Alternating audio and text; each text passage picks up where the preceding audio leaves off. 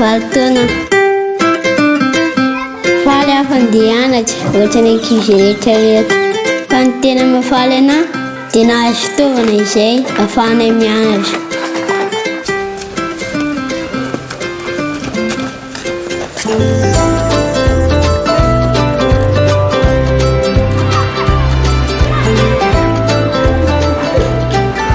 Tiako mianatra satria mahay mampianatra be ny mpampianatray.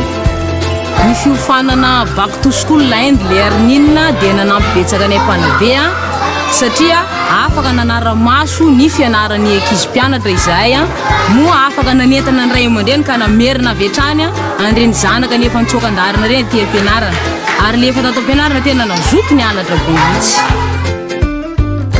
Efa mody anatrana dia arahanao devoir araka ny dada sy ny neninay.